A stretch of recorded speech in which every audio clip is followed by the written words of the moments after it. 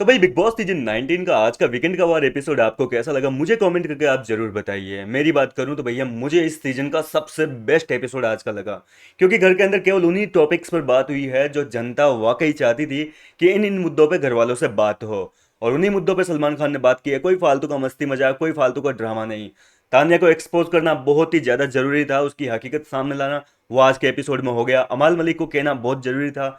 और वो तो भैया गौहर खान ने आकर क्या ही तड़का लगाया है। सैल्यूट है भाई गौहर खान को।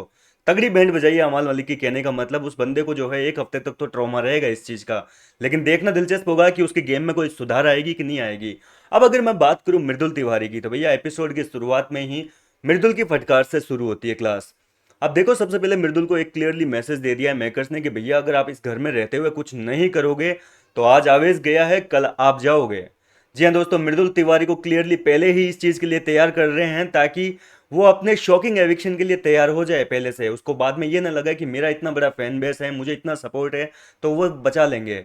नहीं बचाएंगे भैया। यहाँ मेकर्स ने क्लियरली कह दिया है कि भैया यहाँ रहोगे तो आपको कंटेंट देना पड़ेगा।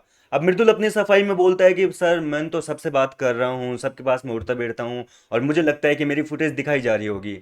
लेकिन जब घर वालों से पूछते हैं तो भैया घर वाले हाथ खड़े कर दिए कि मेरे हिसाब से तो बोले नहीं चलेगा, हमारे हिसाब से तो मृदुल नहीं दिखता होगा। अब यार बात करना सब कुछ नहीं होता है मृदुल तिवारी। बात करना आप इसके पास बैठ गए, उसके पास बैठ गए, इसके पास बैठ गए। मेन मुद्दा होता है घर के अंदर जब भी कोई मुद्दा उठे तो आपको उसमें अपना पीओवी रखना पड़ेगा। कौन सही कौन गलत आपको अपना नजरिया बताना पड़ेगा। कहने का मतलब कंटेंट आपको देना पड़ेगा। घर के अंदर कांड किसी का भी चल रहा हो, आपको उसमें बहती गंगा में हाथ धोने पड़ेंगे। लड़ाई किसी और की चल रही है, आपको लग रहा है कि यहाँ पर ये सही है ये गलत है, तो आपको उस लड़ाई में कूदना पड़ेगा। ये नहीं है कि दर्शक की तरह ऑडियंस की तरह बैठ गए दोनों की फाइट को देख रहे हैं बैठे बैठे, आपके दोस्त वहां पर गालियां सुन रहे हैं दूसरे ग्रुप वालों से और आप बैठे हैं ऑडियंस की तरह मजे ले रहे हैं। ये नहीं चलेगा।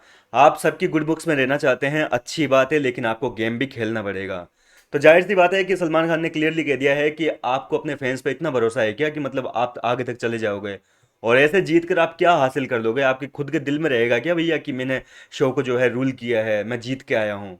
ऐसा नहीं होता है। क्लियरली एक तरीके से मेकर्स ने जो है मृदुल तिवारी को एक मैसेज देना चाहा है कि भैया शो में रहना है तो कंटेंट दो, कंटेंट देके ही आप दिल को जीत पाओगे, शो को जीत पाओगे। क्या कहना चाहेंगे मृदुल की इस क्लास पर? आप अपनी राय भी मुझे कमेंट करके जरूर बताइए। और वैसे मेरे हिसाब से देखा जाए तो मृदुल को बहुत सही समझाया गया है।